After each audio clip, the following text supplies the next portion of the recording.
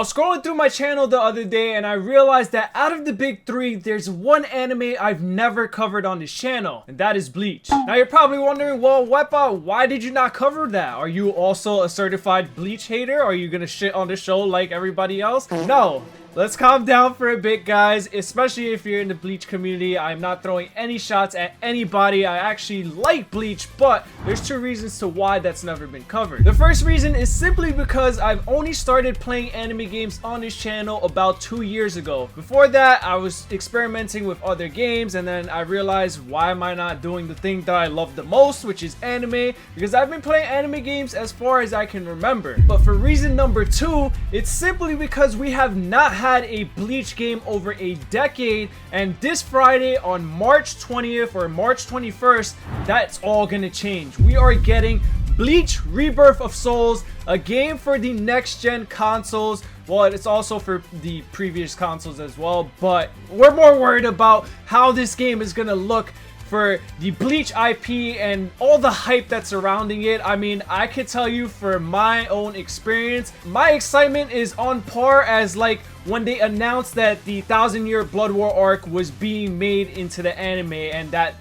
Bleach was coming back in general. Like that's where I'm at right now as far as like the excitement for this game. But to hype us up a little bit more today, we actually got the final character trailer, which, as you guys know, is going to be FINAL Getsuga Tenshou or Dangai Ichigo, however you guys want to refer to him as. And then we also got some new gameplay. I mean, I'm pretty sure you guys have seen the gameplay here from the previous days that they released, whatever. But let's go ahead and check out the FINAL Getsuga Tenshou trailer and just talk about it. And by the way, I just want to make it known that yes, I have watched all of Bleach, but that was in 2012. Like, as soon as the Bleach anime ended is when I picked it up and binge watched the shit out of it while I was in high school. I remember coming home and just watching Bleach. So I've watched all of that. I'm currently about to finish the season that just released in the 1000-year Blood War arc, but the reason why I'm even mentioning this is because it's been over 10 years since I've last watched all of like the stuff before the 1000-year Blood War arc.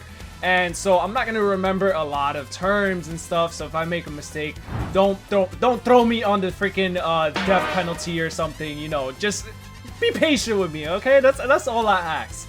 But anyways, let's go ahead and check out this trailer. So, FINAL Getsuga Tenshou. Now, immediately my question is, will this character have like a certain risk? Because as we know, the FINAL Getsuga Tenshou form, as soon as he used it, he lost all his what am I saying? Substitute Soul Reaper powers, right? So, is that going to be a thing in this game? And I think I just saw something important that was noted, but we'll go ahead and go back to that.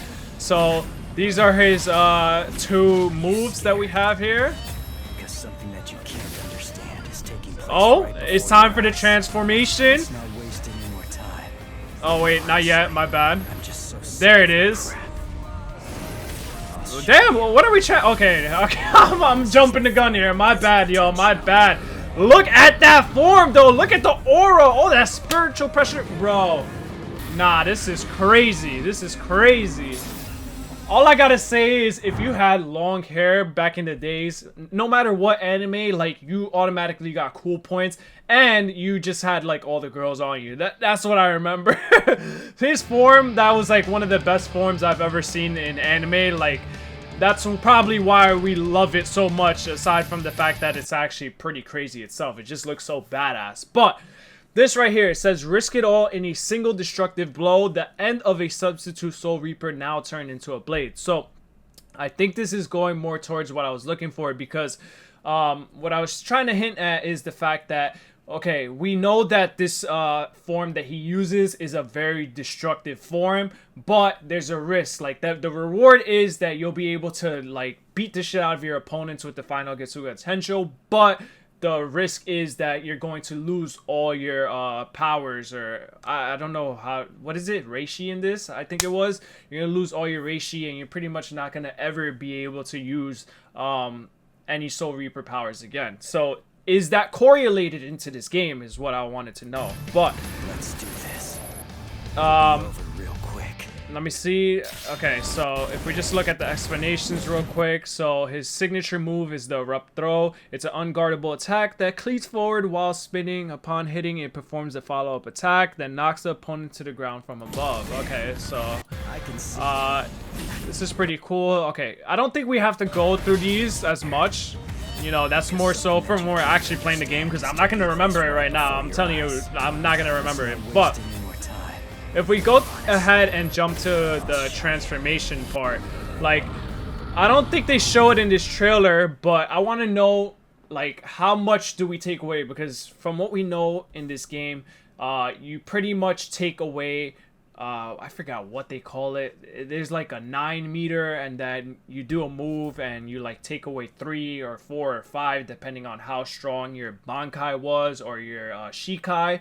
So here it says conclusion. There's no awakening in Ichigo Kurasaki's Final Getsuga Tenshou. The first and second Kikan move does not destroy the Konpaku. I think that's what it's called in this, Konpaku. But he can win by hitting the third Kikan move. So he can win by hitting the third Kikan move. The performance of each skill increases with the number of hits. So just based off of this analyzation right here, I mean this summary, I will say that he is pretty much a character that, yes, is a one-hit KO if he lands that third Kikan move.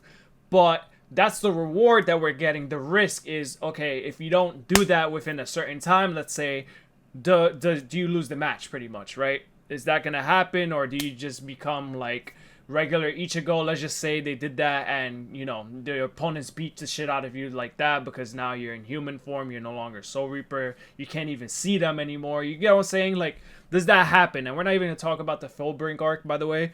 Fullbringer, probably the most disliked thing that I dislike about the show, but I can understand why they added it, and that's as far as I will say. You know, there's people out there who will probably defend the shit out of it and like it. That's okay. Everybody has their own opinions and their own likes and dislikes, but that's as far as I'm gonna say about that. Just don't full bring that to the game. Keep that out, okay? That's all I gotta say. But can we just look at this form one more time, man? Look at this! Look at this damn freaking form! Holy crap! It's sick, man. It's sick. But we're gonna go ahead and jump into the gameplay now that they released today. So it's gonna be Soi Fon and Komamura. Like I said, I'm not gonna remember everybody's name, but it kind of says it there actually. Oh, and it says it here. So yeah, and pretty much all I could do now is talk about what I expect from this game. You know, I can't really talk about everything that correlates from the anime into this game, and that there's stuff that's cool to see. But what I will say is what I'm expecting from this game in general is for it to be like a game where I can pretty much brush up all that knowledge that I forgot about Bleach and understand the story once again, and, you know, revisit all those iconic moments. You know, the thing about this game that we know so far is, as far as the story, it starts from when Ichigo first turns into a substitute Soul Reaper, and it ends with the Arrancar arc. So, you know, that's pretty much the whole basis of everything right before the 1,000-year Blood War. Like I said, don't even talk to me about the Fullbringer arc. So, depending on how well they optimize that, or like how in depth they pretty much went to the story, if they took the Storm route, you know, because, for example, Naruto Storm 1 to 4, you can go ahead and play the story mode for that. If you never watched Naruto, it will do a good understanding of telling you pretty much everything that you need to know about the show, and based off of that, you can go ahead and watch the show for yourself or read the manga, whatever you want to do, right? So that's what I'm looking for in this game. But aside from that, I'm just looking for a good Bleach game in general. I mean, I used to love this show, and I tell you guys, like, I was telling everybody, you gotta watch Bleach, you gotta watch Bleach. And mind you, a lot of you guys who have been on my channel for a while know that I'm a big One Piece fan. But before One Piece, I actually watched Bleach and Naruto. Naruto's always honestly been a thing since, oh, that was crazy. But Naruto's honestly always been a thing before any of these. And Dragon Ball, obviously, we already know. But the big three, Naruto, Bleach, and thing. Oh, so I'm like a little bit in between two things. I wanted to see if they're gonna show the Bankai forms, but this is actually, they're actually showing the Shikai form of Soi Fon right now. So, like, what is Komumaru's Bankai form gonna look like, right? Because as we know, he turns into a giant. Is it gonna be like the Sparking Zero giants, the apes? Like, is it gonna be annoying to fight against? You know, these are things that I'm looking for in this gameplay right now. But just going back to the Bleach in general, like, yeah, growing up with this, well, can't you really say growing up with it? I was in high school, I was kind of grown up, but the approach that I'm looking for now is understanding the story better, because, you know, we're like 10 plus years older than the time when we first watched it for ourselves, and we're a lot wiser now. We're a lot older, we can understand things better, we can, you know, come at it with different perspectives and stuff, aside from the fact that it's just a good anime to watch. You know, the story itself, like, how in-depth does it go? And that's why I love One Piece so much, because the depth of that story, you know. Same thing with Naruto. And I'm not saying that this story doesn't go in depth that well. It's just, I had more time to consume the other two, and those went up to, like, my adult years. So the fact that I consumed this when I was a teen and now I'm an adult, you know, we're gonna have different approaches. So that's what I'm really looking forward to. But the 1,000-Year Blood War arc, I mean, I've been loving the crap out of that. I haven't read the manga when it released after, because I think it ended in 2016, whatever. I didn't read any of that. Like, I stopped Fullbringer and that was it. I knew about it, I just never read it.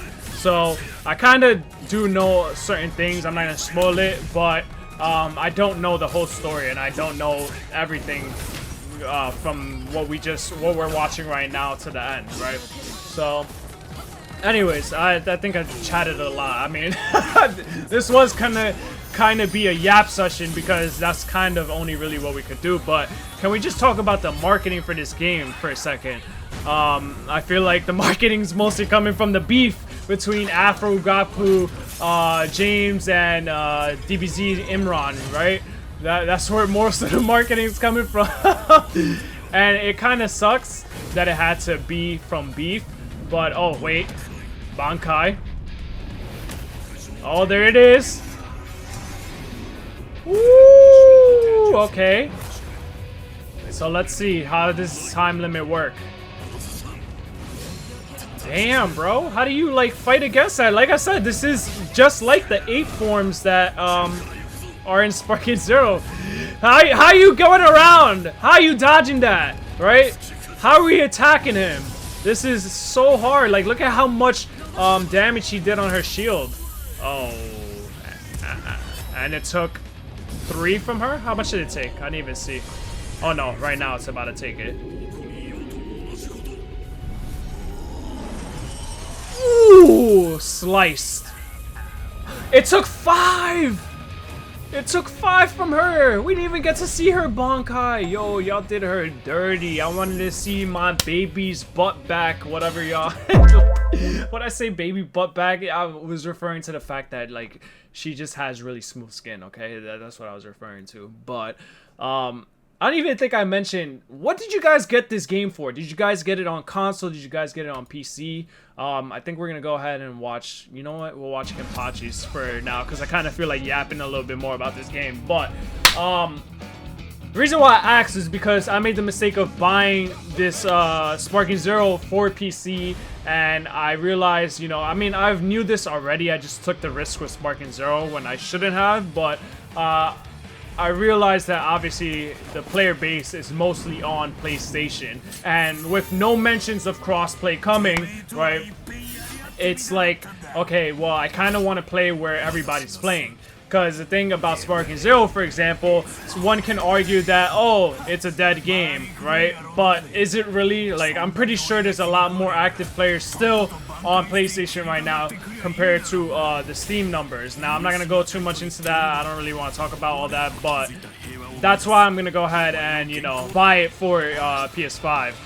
But, you know, let me know down in the comments where you guys getting it on, right?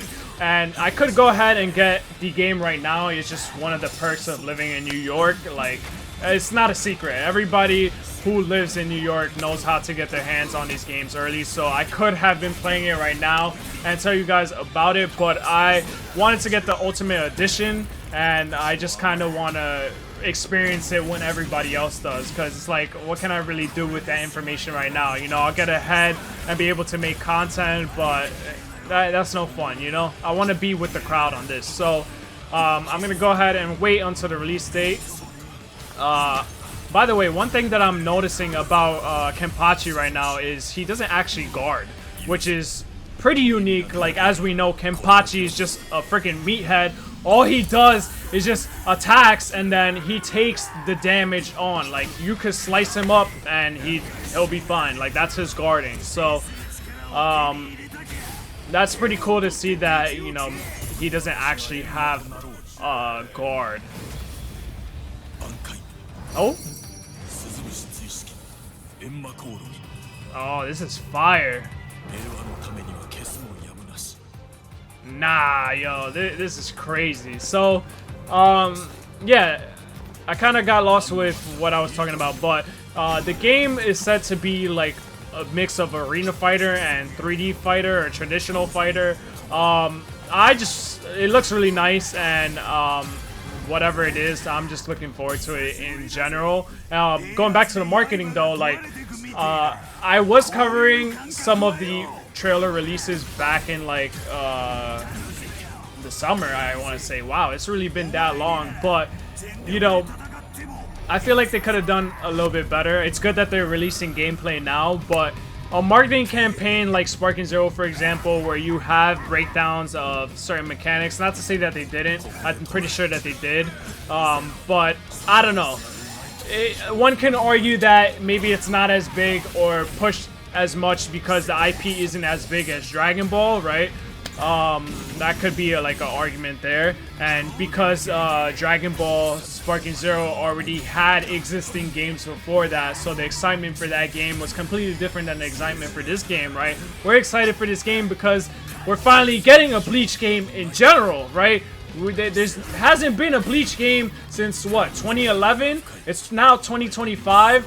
So, and this is a brand new game on top of that. It has its own foundation. It's not anything related to what's been released in the past. So, you know, it's just new all around, and that's like why I'm so excited for it.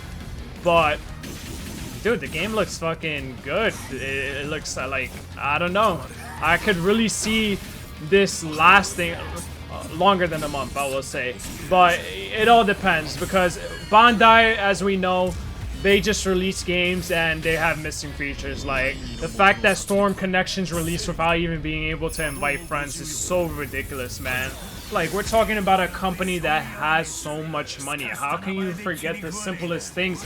These are things that, like, me as someone who's managing or owning these corporations, how can you not look into that, right? Because that's going to affect your sales and the longevity of the game itself. How can you not have these simple things? If it's not going to be there when the game released and the devs need more time, give them more time. Stop giving them like these little time constraints. But that's just my opinion. Maybe there's something more that I don't know about, but you know, that's just Bandai in general. And I know this game is going to release with certain things that are missing, especially when it comes to online.